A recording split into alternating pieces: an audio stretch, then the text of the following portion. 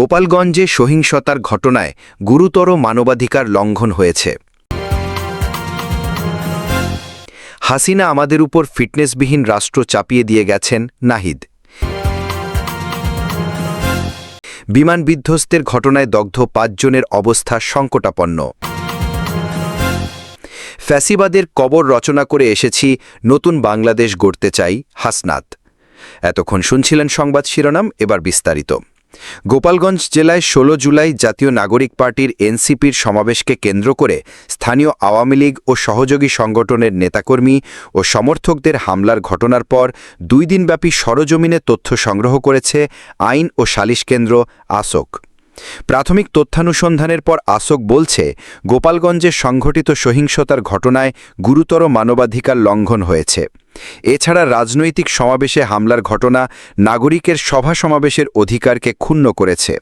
এই ঘটনার সুষ্ঠু ও নিরপেক্ষ তদন্ত দাবি করেছে আসক। ২১ থেকে ২২ জুলাই আসকের ৪ সদস্যের একটি প্রতিনিধি দল গোপালগঞ্জে গিয়ে তথ্য সংগ্রহ করে। সহিংসতার ঘটনায় নিহত, আহত, আটক ও গ্রেপ্তার হওয়া নাগরিকদের পরিবার ও স্বজনদের পাশাপাশি আইন শৃঙ্খলা রক্ষাকারী বাহিনীর কর্তৃপক্ষ, স্থানীয় সাধারণ নাগরিক, পেশাজীবী ও কারাগার ও হাসপাতাল কর্তৃপক্ষের সঙ্গে সাক্ষাৎ করেন আসকের প্রতিনিধিরা। পরে আজ শুক্রবার নিজেদের পর্যবেক্ষণ প্রতিবেদন গণমাধ্যমে পাঠিয়েছে আসক। প্রতিবেদনে বলা হয়েছে, আসক মনে করে গোপালগঞ্জের সংঘটিত সহিংসতার ঘটনায় গুরুতর মানবাধিকার লঙ্ঘন হয়েছে। এছাড়া ১৬ জুলাই রাজনৈতিক সমাবেশে হামলার ঘটনা নাগরিকের সভা সমাবেশের অধিকারকে ক্ষুণ্ণ করেছে। আসক এ ঘটনার সুষ্ঠু ও নিরপেক্ষ তদন্তের দাবি জানায়। এতে আরও বলা হয়েছে, ঘটনার প্রত্যক্ষদর্শীরা আসককে জানিয়েছেন, এনসিপির নেতারা স্বল্প সংখ্যক সমর্থকের উপস্থিতিতে সমাবেশস্থলে উপস্থিত হয়ে বক্তব্য দেন। বক্তব্যে বঙ্গবন্ধু শেখ মুজিবুর রহমান ও আওয়ামী লীগকে লক্ষ্য করে কিছু আক্রমণাত্মক মন্তব্য করা হয়। এই মন্তব্যের পরপরই পরিস্থিতি উত্তপ্ত হয়ে ওঠে এবং পরে সংঘর্ষ ভয়াবহ আকার ধারণ করে। এনসিপির নেতাদের বক্তব্যের প্রতিক্রিয়ায় সাধারণ জনতা রাস্তায় নেমে আসে। এক পর্যায়ে ৩ ঘণ্টাব্যাপী রক্তক্ষয়ী সংঘর্ষের ঘটনা ঘটে। আসকের প্রতিবেদন বলছে, গোপালগঞ্জের সমাবেশের দিন সকাল থেকেই স্থানীয় আওয়ামী লীগ এবং তাদের সমর্থকেরা শহরের বিভিন্ন পয়েন্টে অবস্থান নেন। প্রত্যক্ষদর্শীদের মতে তাদের হাতে লাঠিসোঁটা ও দেশি অস্ত্র ছিল। ১৬ জুলাই রাত থেকে কারফিউ ও ১৪৪ ধারা চলাকালীন নির্বিচার নাগরিকদের আটক ও গ্রেপ্তার করার অভিযোগও রয়েছে। এমনকি আটকের ভয় দেখিয়ে অর্থ আদায়ের মতো অভিযোগও উঠেছে। ভয়ে মানুষকে নিজ বাড়ি ছেড়ে অন্যত্র পালিয়ে থাকতে হচ্ছে। নিরপরাধ ও সাধারণ মানুষের মধ্যে এক ধরনের ভীতিকর পরিস্থিতি বিরাজ করছে। জেলার যেসব এলাকায় সমাবেশকে কেন্দ্র করে সহিংসতা কিংবা অপ্রীতিকর ঘটনা ঘটেনি, সেসব এলাকাতেও আইনশৃঙ্খলা রক্ষাকারী বাহিনীর ধরপাকড়ের অভিযোগ রয়েছে। সহিংসতার ঘটনায় নিহত ৫ জনের মধ্যে শুধু ঢাকায় চিকিৎসাধীন অবস্থায় মারা যাওয়া রামজান মুন্সির ময়নাতদন্ত সম্পন্ন হয় বলে নিশ্চিত হয়েছে আসকের প্রতিনিধি দল। তার সুরতহল প্রতিবেদনে শরীরে গুলির চিহ্ন থাকার কথা উল্লেখ রয়েছে। আসকের প্রতিবেদনে বলা হয়, নিহত ইমন তালুকদারের পরিবারের সদস্যরা জানিয়েছেন, হাসপাতাল কর্তৃপক্ষ বিকেল ৫টার দিকে মরদেহ দ্রুত নিয়ে যাওয়ার জন্য চাপ দেওয়ায় ময়নাতদন্ত ছাড়াই দাফন করতে বাধ্য হয়েছেন।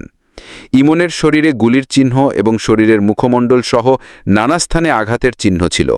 ইমন কোনো রাজনীতির সঙ্গে জড়িত ছিল না, সে একটি ক্রোকারিজের দোকানে কাজ করত।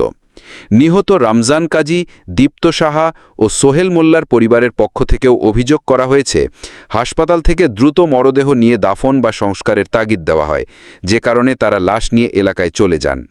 গণমাধ্যমে সংবাদ প্রকাশিত হলে ২০ জুলাই দীপ্ত সাহার পরিবার ছাড়া অন্য ৩টি পরিবারকে পুলিশের পক্ষ থেকে জানানো হয়, পরিবারের সদস্যরা যেন ২১ জুলাই কবরস্থানে সকাল ১০টায় উপস্থিত থাকেন।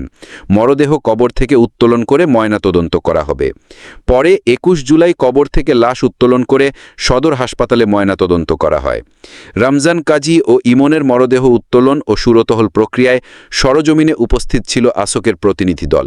পরিবারগুলো এই প্রক্রিয়াকে নতুন এক ধরনের হয়রানি বলে মনে করে। নিহত ব্যক্তিদের পরিবারের সদস্যরা যথাযথ বিচার দাবি করেছেন। গোপালগঞ্জের ঘটনায় ২১ জুলাই পর্যন্ত মোট ৮টি মামলা দায়ের করা হয়েছে, যার মধ্যে ৬টি মামলার কপি পেয়েছে আসকের তথ্যানুসন্ধান দল।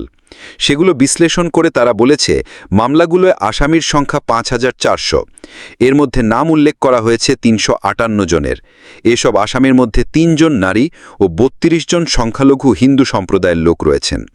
৬টি মামলার ৩টি সন্ত্রাস বিরোধী আইনে, ২টি ফৌজদারি আইনে, একটি বিশেষ ক্ষমতা আইনে দায়ের করা হয়েছে। ২১ জুলাই পর্যন্ত বিভিন্ন মামলায় ১৮ জন শিশুকে পুলিশ গ্রেপ্তার করেছে। তাদের অনেককে সন্ত্রাস বিরোধী আইন ২০০৯-এর আওতায় গ্রেপ্তার দেখানো হয়েছে। সংঘর্ষের ঘটনাগুলোর সঙ্গে তাদের কোনো সম্পৃক্ততা নেই বলে পরিবারের সদস্যরা দাবি করেছেন। জেনারেল হাসপাতালে ২৪ জনের চিকিৎসা। আসকের প্রতিবেদনে বলা হয়েছে ১৬ জুলাই সংঘর্ষের ঘটনায় মোট ২৪ জনকে গোপালগঞ্জ জেনারেল হাসপাতালের জরুরি বিভাগে চিকিৎসা দেওয়া হয়েছে। এর মধ্যে ২১ জন সাধারণ নাগরিক, ২ জন পুলিশ সদস্য এবং একজন গোপালগঞ্জ সদরের ইউএনওর গাড়ি চালক। আহত ব্যক্তিদের কতজন গুলিবিদ্ধ ছিলেন তা সুনির্দিষ্টভাবে জানা না গেলেও আহত ২ পুলিশ সদস্য ও ইউএনওর গাড়ি চালক তারা কেউই গুলিবিদ্ধ ছিলেন না বলে নিশ্চিত হওয়া গেছে। আহত ব্যক্তিদের ৩ জনকে উন্নত চিকিৎসার জন্য ঢাকা মেডিকেল কলেজ হাসপাতালে পাঠানো হয়। ১৬ জুলাই দুপুর থেকে মোট ৪ জনকে মৃত অবস্থায় গোপালগঞ্জ জেনারেল হাসপাতালের জরুরি বিভাগে আনা হয়। দীপ্ত সাহাকেও ব্রড ডেড ঘোষণা করা হলেও তার ক্ষেত্রে বিষয়টি সঠিক নয়। গোপালগঞ্জের পুলিশ সুপার আসকের প্রতিনিধিদের বলেছেন, ১৬ জুলাই সমাবেশকে কেন্দ্র করে সহিংসতায় পুলিশ কোনো মারণাস্ত্র ব্যবহার করেনি, বরং সর্বোচ্চ ধৈর্য ধারণ করেছে। সকাল থেকেই বিভিন্ন জায়গায় সড়ক অবরোধ করার চেষ্টা করেছে হামলাকারীরা। এক পর্যায়ে এনসিপির নেতাদের আমার কার্যালয়ে নিয়ে আসতে হয়েছিল নিরাপত্তার জন্য। সেনাবাহিনীর ২টি এপিসি অর্থাৎ সাজোয়া যান আমার অফিসে নিরাপত্তার জন্য মোতায়েন করতে হয়েছিল। আইন শৃঙ্খলা রক্ষাকারী বাহিনী পরিস্থিতি নিয়ন্ত্রণে আনার চেষ্টা করেছে। হামলাকারীদের আইনের আওতায় আনার চেষ্টা চলছে উল্লেখ করে এসপি আরও বলেছেন, ২০ জুলাই পর্যন্ত ১৭৭ জনকে গ্রেপ্তার করে আদালতে পাঠানো হয়েছে।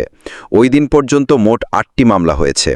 কারাগার ও সরকারি সম্পত্তিতে হামলার ঘটনায় তখনও মামলা হয়নি, তবে কারাগার কর্তৃপক্ষ মামলা করবে। আসকের প্রতিনিধিরা গোপালগঞ্জ সদর থানায় তথ্য সংগ্রহ করতে গেলে থানার ভারপ্রাপ্ত অফিসার ওসি অসৌজন্যমূলক আচরণ করেন বলে প্রতিবেদনে উল্লেখ করা হয়েছে। আর গোপালগঞ্জে দায়িত্বরত সেনা কর্তৃপক্ষের সঙ্গে যোগাযোগের চেষ্টা করেও সাক্ষাৎ করতে পারেনি আসকের প্রতিনিধি দল। হাসিনা আমাদের উপর ফিটনেসবিহীন রাষ্ট্র চাপিয়ে দিয়ে গেছেন প্রসঙ্গে জাতীয় নাগরিক পার্টির এনসিপির আহ্বায়ক নাহিদ ইসলাম বলেছেন, স্বৈরতন্ত্র হাসিনা আমাদের উপর ফিটনেসবিহীন একটি রাষ্ট্র চাপিয়ে দিয়ে গেছেন। এই প্রজন্মের উপর ফিটনেসবিহীন রাষ্ট্র চাপিয়ে দিয়ে গেছেন। আমরা নতুন প্রজন্মের কাছে এমন একটি ফিটনেসবিহীন রাষ্ট্র দিয়ে যেতে চাই না। গণ অভ্যুত্থানে যারা জীবন দিয়েছে তাদের জন্য, দেশের ভবিষ্যৎ প্রজন্মের জন্য এই রাষ্ট্রের ফিটনেস ও মেরামত করতে হবে। শুক্রবার ২৫ জুলাই বাদ জুম্মা সুনামগঞ্জ শহরের ট্রাফিক পয়েন্টে জুলাই পদযাত্রা শেষে সমাবেশে তিনি এসব কথা বলেন। নাহিদ ইসলাম আরও বলেন, এই রাষ্ট্র মেরামতের জন্যই এনসিপি গঠিত হয়েছে। আমরা নিয়মতান্ত্রিক ও গণতান্ত্রিকভাবে সংস্কারের মাধ্যমে একটি নতুন বন্দোবস্তের দেশ প্রতিষ্ঠা করতে চাই।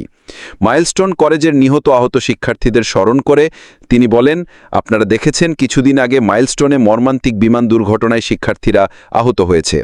আমরা বলতে চাই, এমন একটা দেশে আমরা বসবাস করি যেখানে বাসের ফিটনেস থাকে না। আমরা এমন একটা দেশে বাস করি যেখানে বিমানেরও ফিটনেস থাকে না। আমরা এমন একটা দেশে বাস করি যেখানে মানুষ এবং রাষ্ট্রেরও ফিটনেস থাকে না। শেখ হাসিনা একটি ফিটনেসবিহীন রাষ্ট্র আমাদের উপর চাপিয়ে দিয়ে গেছেন। মুজিববাদকে প্রতিরোধের আহ্বান জানিয়ে নাহিদ ইসলাম বলেন, মুজিববাদ একটি আদর্শের নাম, তাই এই আদর্শিক শক্তিকে শুধু আইনগতভাবে মোকাবেলা করলেই চলবে না। মুজিববাদের বিরুদ্ধে সামাজিক, রাজনৈতিক, সাংস্কৃতিক এবং অর্থনৈতিকভাবে প্রতিরোধ গড়ে তুলতে হবে। মুজিববাদ কেবল মুক্তিযুদ্ধ এবং শেখ মুজিব না, মুজিববাদ হলো ফ্যাসিবাদ, গত ৫০ বছরের বিভাজনের রাজনীতি। মুজিববাদ হলো খুন, গুম, ধর্ষণ ও মানবাধিকার হননের রাজনীতি। মুজিববাদ মানে হলো গণতন্ত্রকে হত্যা করে একদলীয় শাসন, বাকশাল কায়েমের রাজনীতি। মাফিয়াতন্ত্র ও লুঠেরা অর্থনীতি হল মুজিববাদের রাজনীতি। বিমান বিধ্বস্তের ঘটনায় দগ্ধ ৫ জনের অবস্থা সংকটাপন্ন। রাজধানীর উত্তরা মাইলস্টোন স্কুল অ্যান্ড কলেজের একটি ভবনে বিমানবাহিনীর প্রশিক্ষণ যুদ্ধ বিমান বিধ্বস্তের ঘটনায় জাতীয় বার্ন অ্যান্ড প্লাস্টিক সার্জারি ইনস্টিটিউটের নিবিড় পরিচর্যা কেন্দ্রে আইসিইউতে চিকিৎসাধীন ৫ জনের অবস্থা সংকটাপন্ন। আজ শুক্রবার বিকেল ৫:৩০টার দিকে বার্ন ইনস্টিটিউটের জরুরি বিভাগে একটি সংবাদ সম্মেলনে একথা জানান ইনস্টিটিউটের পরিচালক প্রফেসর নাসির উদ্দিন। বার্ন ইনস্টিটিউটের পরিচালক বলেন, আজ শুক্রবার পরপর দগ্ধ 2 শিক্ষার্থী বার্ন ইনস্টিটিউটে মারা গেছে। এখানে এখনও 40 জন চিকিৎসাধীন, তাদের মধ্যে ক্রিটিক্যাল অর্থাৎ সংকটাপন্ন অবস্থায় 5 জনের তাদের আইসিইউতে রাখা হয়েছে। তাদের চেয়ে একটু কম গুরুতর অর্থাৎ সিভিয়ার ক্যাটেগরিতে রয়েছেন 10 জন, আর ইন্টারমিডিয়েট ক্যাটেগরিতে পোস্ট অপারেটিভ রাখা হয়েছে আরও 10 জনকে। বার্ন ইনস্টিটিউটের কেবিনে রয়েছেন 15 জন। প্রফেসর নাসিরউদ্দিন বলেন, একটি ভালো খবর হচ্ছে কয়েকজনকে লাইফ সাপোর্টে রাখা হয়েছিল, তাদের মধ্যে আজ 2 জনের অবস্থার কিছুটা উন্নতি হয়েছে। তাদের ভেন্টিলেটর খুলে ফেলা হয়েছে, তারা এখন নিজে নিজে শ্বাস নিতে পারছেন। আগামীকাল শনিবার 4 থেকে 5 জন রোগীকে আমরা ছাড়পত্র দিতে পারব। প্রতিদিনই কিছু রোগীকে ছুটি দিতে পারব বলে আশা করছি। তিনি আরও বলেন, আজ সিঙ্গাপুর, চীন ও ভারতের চিকিৎসক দল আমাদের সঙ্গে এসব রোগীর চিকিৎসা ব্যবস্থাপনা নিয়ে বৈঠক করেছেন। তারা রোগীদের সরজমিনেও দেখেছেন। প্রফেসর নাসিরউদ্দিন বলেন, আজ যে 2 জন মারা গেছে আমি নিজে উপস্থিত থেকে তাদের লাশ পরিবারকে হস্তান্তর করেছি। এদের একজন আয়মান, পুরো নাম তাসনিম আফরোজ আয়মান, তার বাড়ি শরীয়তপুরে। উত্তরায় জনাজা শেষে লাশ শরীয়তপুরেই দাফন করা হবে। সেখানে আমাদের সিভিল সার্জনকে জানিয়ে দেওয়া হয়েছে, তিনি দাফনের ব্যবস্থা করবেন। আরেক শিশু মাকিন, পুরো নাম মুসাদ্দির মাকিন, তার বাড়ি গাজীপুরে। এ ব্যাপারে গাজীপুরের সিভিল সার্জনকে জানিয়ে দেওয়া হয়েছে, তিনিই মাকিনের লাশ দাফনের ব্যবস্থা করবেন। গত সোমবার মাইলস্টোন স্কুল অ্যান্ড কলেজে বিমান বাহিনীর